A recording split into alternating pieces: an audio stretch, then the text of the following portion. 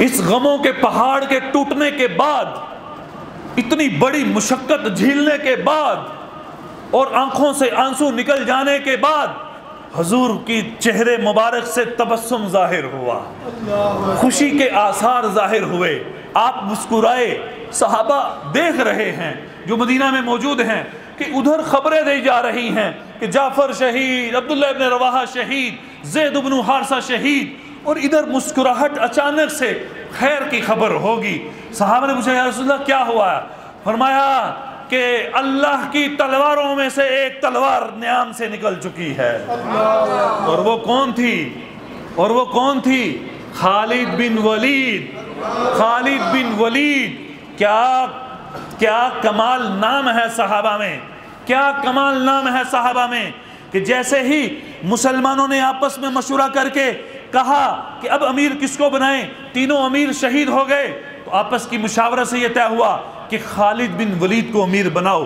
خالد بن ولید نے ایک ہاتھ سے جھنڈا پکڑا، دوسری ہاتھ سے تلوار تھامی، جیسے ہی یہ تلوار کو پکڑ کر لہرایا، ادھر حضور کو اطلاع ملی، اور حضور مدینہ میں بیٹھ کر مسکرا رہے تھے اور فرما رہے تھے کہ اب اللہ کی تلواروں میں سے ایک تلوار نیام سے نکل چکی ہے، اب ان کی خیر نہیں ہے۔ خالد بن ولید، کیا کہا کہ خالد بن ولید سیف من سیوف اللہ، سیف من سیوف اللہ۔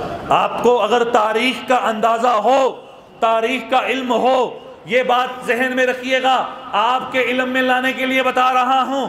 خالد بن ولید نے 100 سے زیادہ جنگیں لڑی۔ کتنی؟ 100 سے زیادہ جنگیں لڑی۔ یہ واحد صحابی ہیں خالد بن ولید کہ ان کی ایک خاصیت تھی، ان کی خاصیت تھی، اور یہاں یہ ساری کی ساری خاصیات، ساری کی ساری خصوصیات، یہ ساری کی ساری صفات اسلام کے بعد آئی ہیں۔ یہ کس کے بعد آئی ہیں؟ اسلام کے بعد آئی ہیں۔ وگرنہ کیا ابو سفیان یہ تو مسلمانوں کو اپنے سامنے کھڑا کر کے مروا کر خوش ہوا کرتا تھا، جیسے ہی مسلمان ہوا میرا نظریہ ہے کہ رضی اللہ عنہ، رضی اللہ عنہ۔ اسلام آیا، اسلام آنے کے بعد ان میں نکھار آیا، اسلام آنے کے بعد ان کی خصوصیات، ان کی صفات نکھرتی ہوئی نظر آئی۔ پوری قوم نے دیکھا کہ ایک جماعت گزری ہے جس کو صحابہ کہا جاتا ہے، ایک جماعت گزری ہے جس کو صحابہ کہا جاتا ہے، جنہوں نے اپنی جان، مال، تن، من، دھن، ہر چیز حضور پر اور حضور کے دین پر فدا کیا تھا۔ سبحان اللہ۔ تو یہ خالد بن ولید، ان کی خصوصیت کیا تھی؟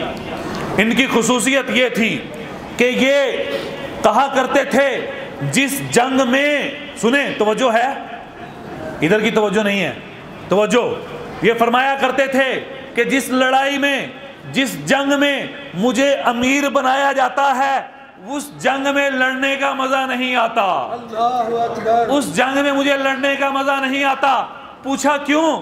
کہا وجہ یہ ہے کہ ایک ہاتھ میں مسلمانوں کا پرچم، جھنڈا پکڑنا پڑتا ہے، دوسری ہاتھ میں تلوار ہوتی ہے، تو ایک ہاتھ سے تلوار کے ساتھ لڑتا ہوں، لیکن جس جنگ میں، جس لڑائی میں میں مسلمانوں کا امیر نہیں ہوتا، اس لڑائی اور جنگ میں میں ایک ہی وقت میں دونوں ہاتھوں سے تلوار چلاتا ہوں۔ کوئی ایسا مرد مجاہد نہیں تھا ایک ہی وقت میں جس کے دونوں ہاتھوں سے تلوار چلتی ہو، کفار کی لاشوں کی لاشیں گرا دیتے ہوں۔ اور آتا ہے کتابوں میں کہ جب یہ امیر بنے، امیر بننے کے بعد انہوں نے کفار کی لاشوں کو ایسے گرایا، مسلمانوں کو بچا کر واپسی لے کر آئے اور 10-10 کی جوڑیاں بنا کر کفار کے اندر گھسے کہ اتنی لاشیں گری، وہ کہا کرتے تھے کفار کہ یہ عجیب جرنیل ہے، اس کی سیاسی اور پالیسیاں، اس کی حکمت عملیاں، اس کی میدان جنگ کی حکمت عملیاں ایک ایسی کمال کی ہیں کہ کفر بھی دھنگ رہ جاتا ہے۔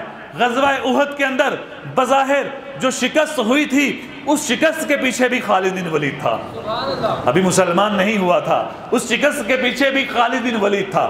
کیا کمال جنگ میں، میدان جنگ کی حکمت عملیاں عطا کی گئی تھی ان لوگوں کو۔ لہٰذا حضور نے فرمایا کہ اللہ کی تلواروں میں سے ایک تلوار نکل چکی ہے۔ اللہ اکبر۔ 100 سے زیادہ جنگیں لڑنے والا حالت مرگ میں بستر پر لیٹا ہوا تھا اور زبان سے یہ کہہ رہے تھے کہ آج میں عورتوں کی طرح مر رہا ہوں، آج میں مردوں کی طرح لڑائی کے میدان میں، جنگ کے میدان میں کسی کافر کے تلوار سے، اس کے نیزے سے یا اس کی تیر سے آج میری موت نہیں ہو رہی، آج میں عورتوں کی طرح جان دے رہا ہوں۔ لیکن خالد بن ولید، تجھے کیا خبر تھی کہ تیرے مقدر میں لکھا ہی یہی تھا کہ تو شہید نہیں ہو سکتا؟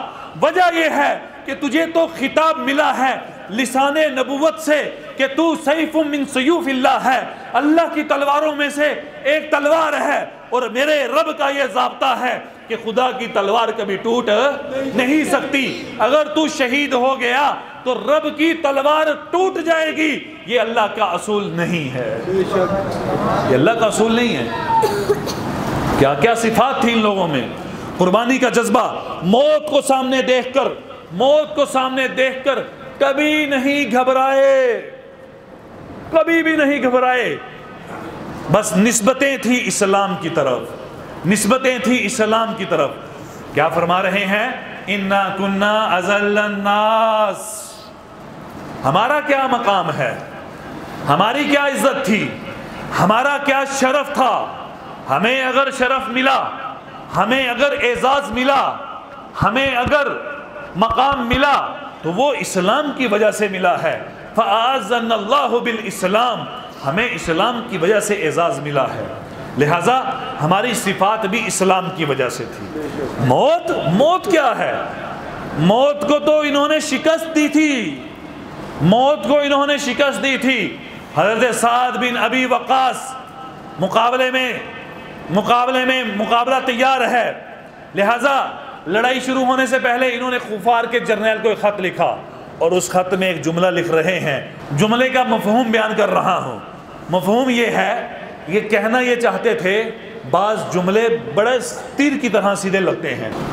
جملہ سعد بن ابی وقاص نے لکھا، فرماتے ہیں کہ کل تمہارا اور ہمارا مقابلہ ہے، کل تم نے ہمارے ساتھ لڑائی کے میدان میں اترنا ہے، سوچ سمجھ کر اترنا، بس ایک بات ذہن میں رکھنا، میرے ساتھ لڑائی کے میدان میں اترنے والے وہ لوگ ہیں جو موت کو بالکل اس طرح محبوب، موت سے اس طرح محبت کرتے ہیں جس طرح عجمی گورے لوگ شراب پینے کو محبت رکھتے ہیں، شراب پینے کو محبوب رکھتے ہیں۔ میرے ساتھ وہ لوگ آ رہے ہیں لڑنے کے لیے جو مرنا چاہتے ہیں، اور تیرے ساتھ وہ لوگ آ رہے ہیں لڑائی کے میدان میں کہ جو جینا چاہتے ہیں۔ اس لیے سوچ سمجھ کر لڑنا۔ اس ایک خط نے اس پوری فوج کی جان نکال کر رکھ دی تھی، ایک خط نے۔ موت کیا تھی ان کے سامنے؟